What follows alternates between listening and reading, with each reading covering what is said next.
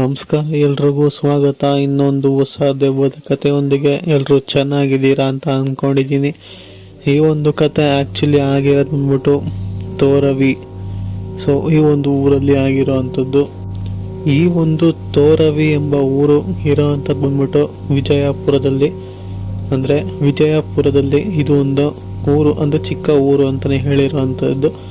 ಈ ಕಥೆನ ನನಗೆ ಕೊಟ್ಟಿರೋದು ಬಂದ್ಬಿಟ್ಟು ಚೇತನ್ ಅಂತ ಹೇಳಿ. ಸೊ ಇವರು ನಮಗೆ ಕಥೆನ ಯಾವ ರೀತಿ ತಿಳಿಸ್ಕೊಟ್ಟಿದ್ದಾರೋ ನಾನು ಕೂಡ ನಿಮಗೆ ಕಥೆನ ಅದೇ ರೀತಿ ತಿಳಿಸ್ಕೊಡ್ತಾ ಹೋಗ್ತೀನಿ. ಸೊ ಎಲ್ಲೂ ಕೂಡ ಸ್ಕಿಪ್ ಮಾಡದೆ ವಿಡಿಯೋನ ಕೊನೆವರೆಗೂ ನೋಡಿ, ಆಮೇಲೆ ನಿಮ್ಮ ಅನಿಸಿಕೆನ ನೀವು ತಿಳಿಸ್ಬೋದು.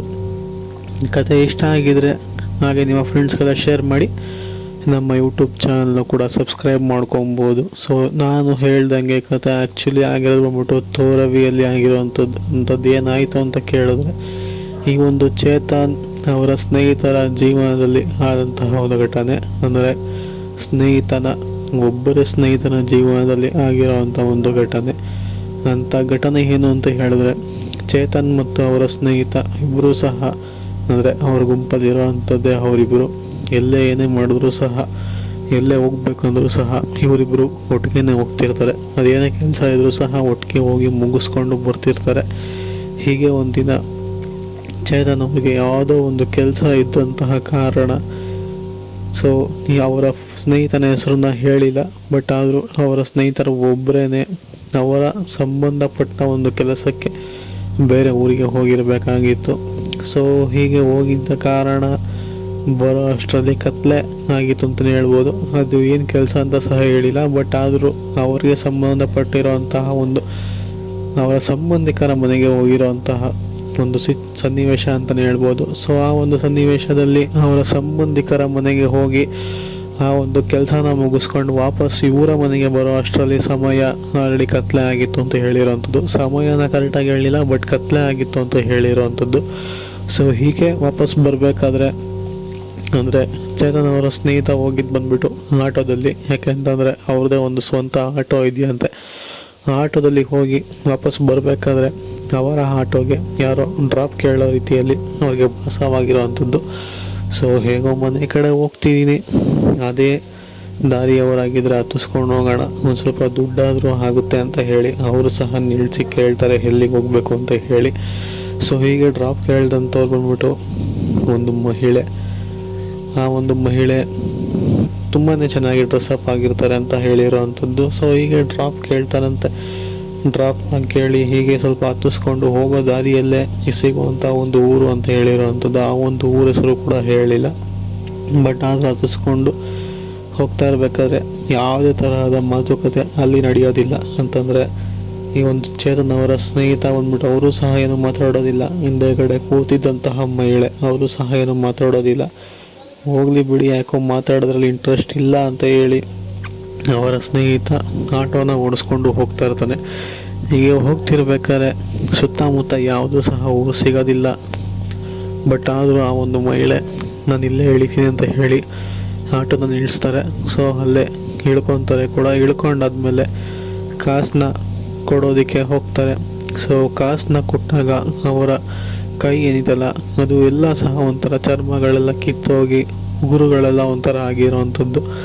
ಸೊ ಏನು ಈ ಥರ ಆಗಿದೆಯಲ್ಲ ಅಂತ ಹೇಳಿ ಇವರ ಸ್ನೇಹಿತರಿಗೆ ಸ್ವಲ್ಪ ವಿಚಿತ್ರ ಅನಿಸುತ್ತೆ. ಬಟ್ ಆದರೂ ಏನೋ ಇರ್ಬೋದೇನೋ ಬಿಡು ಅಂತ ಹೇಳಿ ದುಡ್ಡನ್ನ ಈಸ್ಕೊಂಡು ಹೀಗೆ ಸ್ವಲ್ಪ ದೂರ ಮುಂದೆ ಹೋದ್ಮೇಲೆ ಆ ಒಂದು ಏನಂತಾರೆ ಮಹಿಳೆ, ಆ ಒಂದು ಊರು ಸುತ್ತಮುತ್ತ ಎಲ್ಲೂ ಸಹ ಊರಿಲ್ಲ. ಬಟ್ ಆದರೂ ಆ ಮಹಿಳೆ ಏನಾದರೂ ಅಂತ ಹೇಳಿ ಇವರ ಸ್ನೇಹಿತ ತಮ್ಮ ಆಟೋನ ಮಿರರ್ನಲ್ಲಿ ಚೆಕ್ ಮಾಡಿದಾಗ ಅಲ್ಲಿ ಯಾರೂ ಸಹ ಇರೋದಿಲ್ಲ, ಅಂದರೆ ಮಹಿಳೆ ಸಹ ಇರೋದಿಲ್ಲ ಅಲ್ಲಿ. ಬಟ್ ಇವ್ರ ಹತ್ರ ಇದ್ದಂತಹ ದುಡ್ಡಂತೂ ಸತ್ಯ. ಯಾಕೆ ಅಂತಂದರೆ ದುಡ್ಡನ್ನ ಈಸ್ಕೊಂಡಿರೋ ಅಂಥದ್ದು. ಬಟ್ ಆದರೆ ಹೇಳ್ದಂತಹ ಮಹಿಳೆ ಅಲ್ಲಿ ಎಲ್ಲೂ ಸಹ ಇಲ್ಲ. ಸೊ ಇವರು ಸಹ ಆಟೋನ ನಿಲ್ಲಿಸ್ಬಿಟ್ಟು ಟಾರ್ಚ್ ಎತ್ಕೊಂಡು ಹಿಂದೆಗಡೆ ಬಂದು ಟಾರ್ಚ್ನ ಬಿಟ್ಟು ಆ ಕಡೆ ಈ ಕಡೆ ಹುಡುಕ್ತಾರೆ. ಬಟ್ ಅಲ್ಲಿ ಯಾರೂ ಸಹ ಸಿಗೋದಿಲ್ಲ. ಯಾಕೆ ಅಂತಂದರೆ ಆ ಕಡೆ ಈ ಕಡೆ ಬರೀ ಕಾಡಿನ ಪ್ರದೇಶ ಅಂತಲೇ ಹೇಳ್ಬೋದು. ಈ ಒಂದು ಕಾಡೊಳಗಡೆ ಯಾಕೆ ಹೋಗ್ತಾರೆ ಅವರು ಅಂತ ಹೇಳಿ ಇವ್ರಿಗೂ ಸಹ ಸ್ವಲ್ಪ ಗಾಬರಿಯಾಗಿ ಅಲ್ಲಿ ಜೋರಾಗಿ ಕೂಗ್ತಾರೆ. ಅಂದರೆ ಇಲ್ಲಾರಾದ್ರೂ ಇದ್ದೀರಾ ಅಂತ ಹೇಳಿ ಹೋಗುವಂಥದ್ದು. ಯಾಕೆ ಅಂತಂದರೆ ಆವಾಗಿನ ಆಟೋಯಿಂದ ಆ ಒಂದು ಮಹಿಳೆ ಹೇಳ್ಕೊಂಡಿರೋ ಅಂಥದ್ದು. ಸೊ ಇವರು ಸಹ ಅಲ್ಲಿ ಕಿರಿಸ್ತಾರೆ, ಯಾರಾದರೂ ಇದ್ದೀರಾ ಇಲ್ಲ ಅಂತ ಹೇಳಿ. ಯಾವುದೇ ತರಹದ ರೆಸ್ಪಾನ್ಸ್ ಇವರಿಗೆ ಸಿಗೋವಂಥದ್ದಿಲ್ಲ. ಸೊ ಯಾಕೋ ವಿಚಿತ್ರವಾದ ಫೀಲಿಂಗ್ ಇತ್ತಲ್ಲ, ಅವ್ರ ಹತ್ರ ದುಡ್ಡು ಇಸ್ಕೊಬೇಕಾದ್ರೆ ಕೈ ನೋಡಿದ್ರೆ ಆ ಥರ ಆಗಿತ್ತು. ಇಲ್ಲಿ ಸುತ್ತಮುತ್ತ ಯಾವ ಮನೆಗಳು ಇಲ್ಲ, ಸಡನ್ನಾಗಿ ಇವರಲ್ಲಿ ಮನೆ ಆಗೋದಕ್ಕೆ ಸಾಧ್ಯ ಅಂತ ಹೇಳಿ ತುಂಬಾ ತಲೆ ಕೆಡಿಸ್ಕೊಂಡು ಬಂದು ಆಟೋನ ಹತ್ಕೊಂಡು ಮುಂದೆ ಓಡಿಸ್ಕೊಂಡು ಹೋಗ್ತಾರೆ. ಹೀಗೆ ಹೋಗ್ತಾ ಹೋಗ್ತಾ ಅವರ ಊರನ್ನ ಕೂಡ ತಲುಪ್ತಾರೆ. ಹೀಗೆ ಆದಂಥ ಘಟನೆಯನ್ನು ಅವರ ಮನೆಯೊಂದಿಗೆ, ಅಂದರೆ ಅವರ ಮನೆಯವರೊಟ್ಟಿಗೆ ಹಾಗೆ ಈ ಒಂದು ಚೇತನ್ ಅವರ ಬಳಿ ತಿಳಿಸ್ಕೊಡ್ತಾರೆ. ಸೊ ಈ ಥರ ಆಯಿತು, ಯಾರೋ ಗಾಡಿಯಲ್ಲಿ ಡ್ರಾಪ್ನ ಕೇಳಿದ್ರು, ಹತ್ತಿದ್ರು, ಕೈಯೆಲ್ಲ ಒಂಥರ ಆಗಿತ್ತು, ದುಡ್ಡನ್ನ ಕೊಟ್ಟರು, ಯಾವುದೋ ಖಾಲಿ ಜಾಗದಲ್ಲಿ ಹೇಳ್ಕೊಂಡ್ರು, ಅಲ್ಲಿ ಯಾವ ಥರ ಮನೆ ಎಲ್ಲ ಪೂರ್ತಿ ಸನ್ನಿವೇಶಗಳನ್ನ ಸಹ ಎಕ್ಸ್ಪ್ಲೇನ್ ಮಾಡ್ತಾರೆ. ಆಮೇಲೆ ಸುಮ್ಮನಾಗಿರೋ ಅಂಥದ್ದು. ಸೊ ಇದು ಆ್ಯಕ್ಚುಲಿ ಚೇತನ್ ಅವರ ಸ್ನೇಹಿತರ ಜೀವನದಲ್ಲಿ ನಡೆದಂತಹ ಒಂದು ಘಟನೆ. ಸೊ ಈ ಒಂದು ಘಟನೆನ ಕೇಳಿ ನಿಮಗೆ ಹೇಗೆ ಅನ್ನಿಸ್ತು, ಅಂದರೆ ನೀವು ಅದೇ ಒಂದು ಪರಿಸ್ಥಿತಿಯಲ್ಲಿ ಇದ್ದಿದ್ದರೆ ಏನು ಮಾಡ್ತಿದ್ರಿ ಅಂತ ಹೇಳಿ ಕಾಮೆಂಟ್ ಸೆಕ್ಷನಲ್ಲಿ ಕಾಮೆಂಟ್ ಮಾಡಿ. ಸೊ ಇದಾಗಿತ್ತು ಈ ಒಂದು ಕತೆ. ಈ ಒಂದು ಕತೆನ ಇಲ್ಲೇ ಎಂಡ್ ಮಾಡ್ತೀನಿ.